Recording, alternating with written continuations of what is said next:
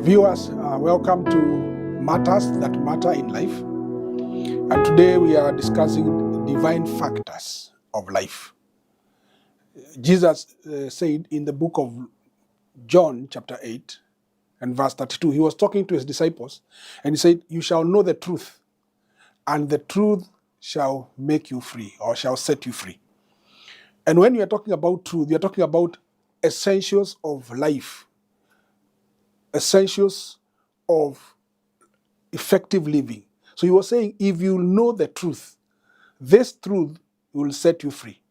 And the scriptures are very clear from the book of Hosea that my people are destroyed for lack of knowledge. They don't have knowledge. And knowledge is very, very important. There is the knowledge that enables you to come to understanding fundamentals of life, what we are calling factors of life. And these factors of life are in several dimensions. The first key factor of life is understanding where did you come from. John chapter 13, Jesus says, and he knew that he had come from the Father. So the first key factor is, where did I come from? Where did you come from? Jeremiah chapter 1, verse 5, God talks to Jeremiah and tells him, before I formed you in your mother's womb, I knew you. What does that tell us? It tells us we never came from our mothers or our fathers. We came through them. We came from God. Jeremiah was being introduced to Jeremiah by God by reminding him that before he existed in the physical realms, he existed in the divine realms. So he was more a divine being than a human being.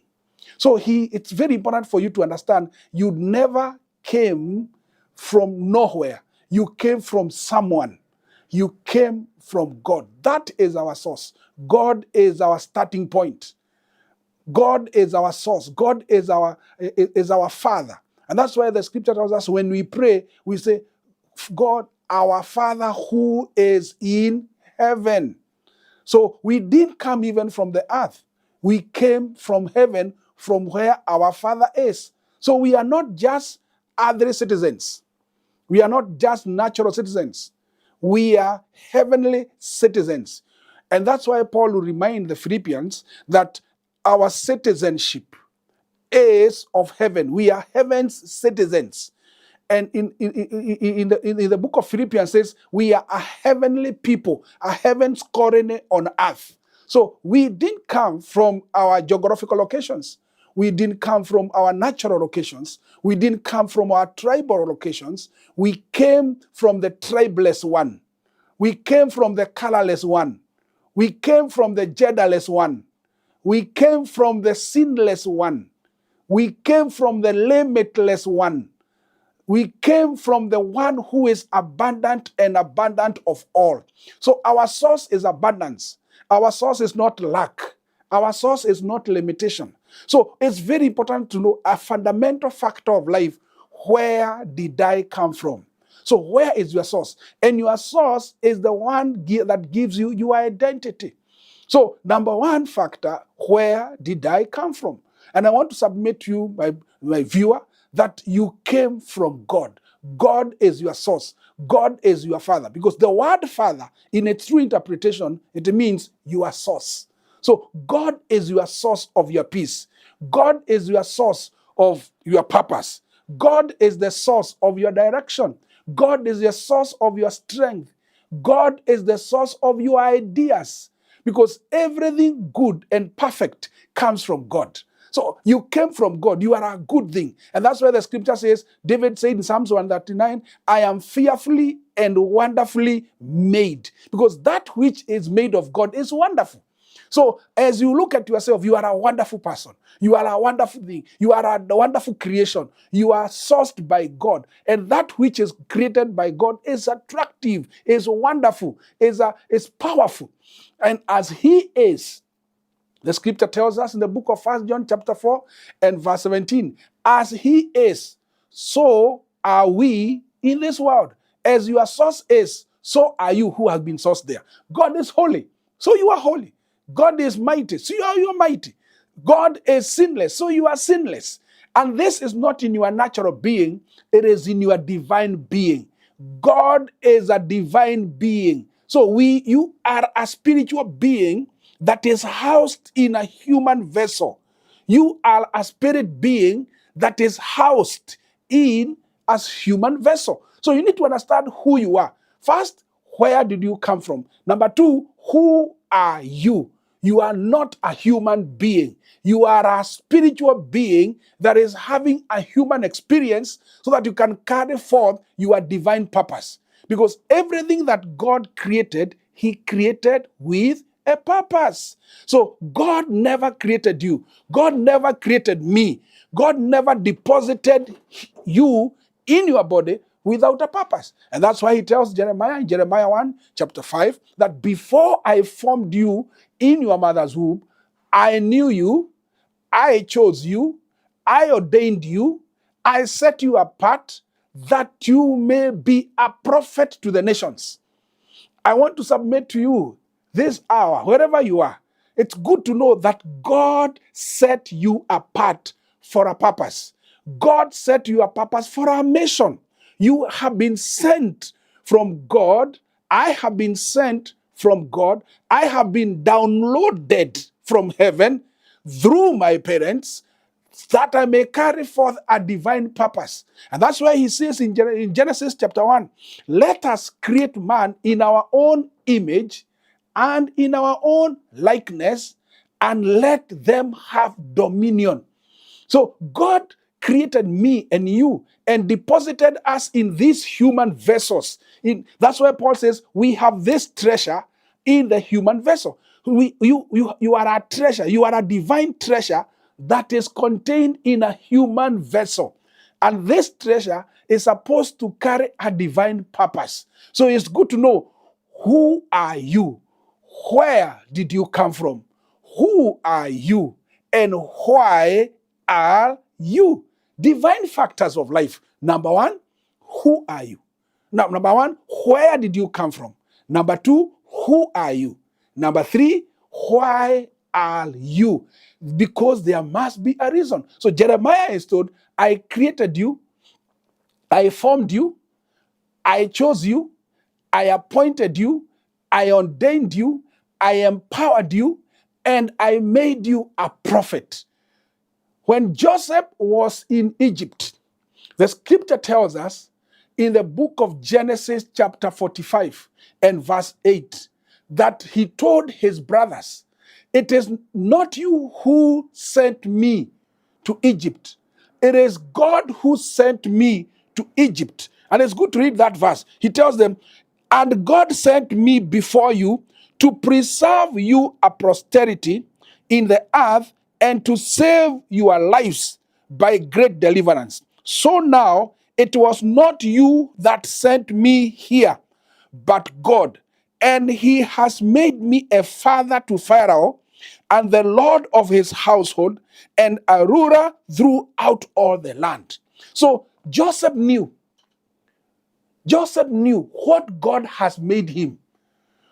Joseph knew why God had sent him to Egypt. I want to tell you, God has placed you where he has placed you.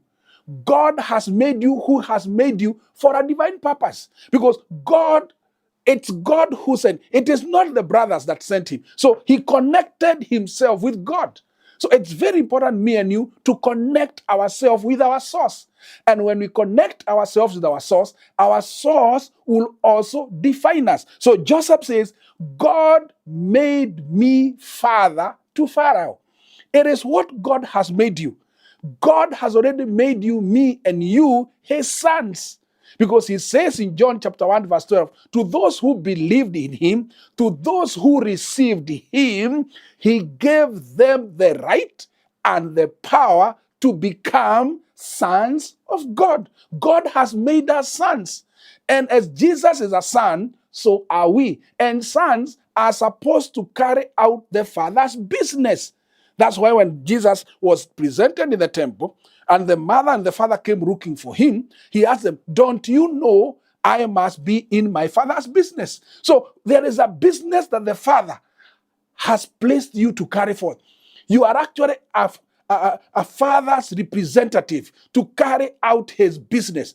Business in politics, business in the business sector, business in the transport sector, business in the media sector, business in the sports sector, business in the in music sector.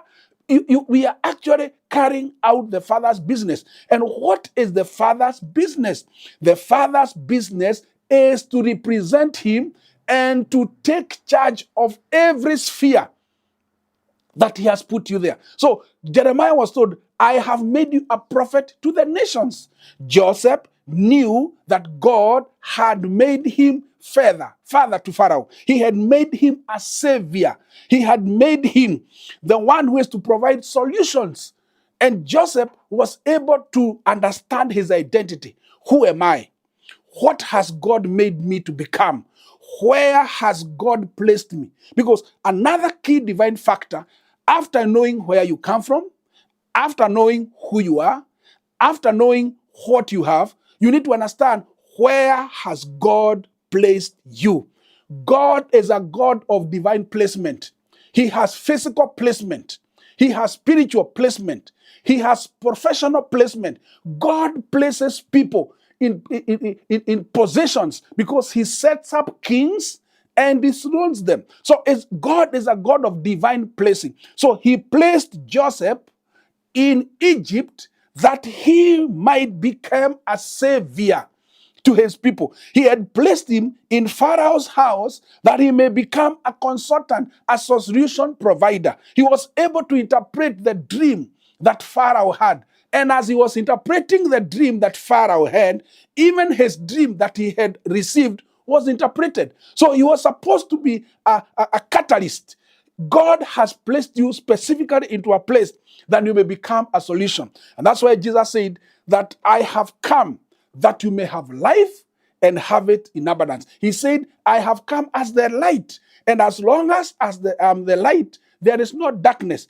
And as he is, he has made us the light of the world. He has made us the salt of the earth. He has made us kings and priests that we may rule on behalf of our Father. So a key divine factor is, where has God placed me? Who has God connected me with? Because God is a God of divine connections. Two cannot walk together unless they have agreed. And the scripture tells us two are better than one, for they have a good return for their labor. God is a God of divine connections. So God connected Joseph with Pharaoh, and Pharaoh became the platform under which Joseph's dream and Joseph's purpose and Joseph's mission was interpreted, and it's through that divine connection that he was able to save his own people. He was able to provide a solution to his people. He was able to help his people come from the place of famine to a place of abundance. I want to submit to you, God has placed you somewhere. God has placed you in that particular position, in that particular nation, in that particular office, that many shall find solution and experience prosperity and abundance of everything good. So you are not just a matter. You really matter. You are not just matter. Because they tell matter is anything that has weight and occupies space. I want to submit to you, my brother and my sister, you are not just matter. You matter a lot. You are very, very important. You came from God.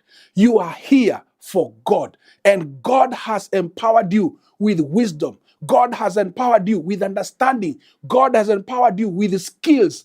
God has empowered you with strategic connections. God has empowered you by placing you in particular places of influence, in particular nations, in particular offices, in particular places, that you may become a solution to many and become a blessing to many. So God has already made you successful. God has already made you a king. God has already made you a ruler. God has already made you his son. Because the scripture tells us in the book of Hebrews chapter 2, in bringing many sons to glory, it was fitting for the author of their salvation to suffer and bringing many sons to glory. And Jesus is not ashamed to call us his brothers. So he has already positioned us and made us members of his loyal family. He has already made us members of his family. We are one with God. We belong to his family. We are partakers of his divine nature. We are partakers of a divine purpose. We are partakers of his divine will. We are partakers of his divine ways. And his ways are our ways. His thoughts are our thoughts. We are one with him. So my brother and my sister, don't look down on yourself. Know God has brought you here. You came from God. You are ordained of God. You are set apart by God. You have been placed by God to prosper and to occupy and to increase and to expand, and above all, to become a blessing. So as we continue sharing the factors of life, I want you to let you know, God has already made you righteous. God has already redeemed you. God has already made you his son. It's for you to believe it, to accept it, to appropriate it, and to acknowledge. And acknowledge, I am born of God. I came from God. I am here for God. I am a God's representative in the place that he has placed me. So as we conclude, I want to pray with you this hour. And I declare to you that God has forgiven you. He has forgiven you through Christ. All your sins have been forgiven and you have been accepted in the beloved. I want to stretch my hand and pray together with me. Father God, I thank you that you have accepted me, that you have washed me by the blood of Jesus, and you have made me one with you and as a member of your family, eternally, forever and ever. Thank you. God bless you. Prosper and flourish where God has placed you now and forever. You came from God. You're here for God. And God will never forsake you forever and ever. Thank you.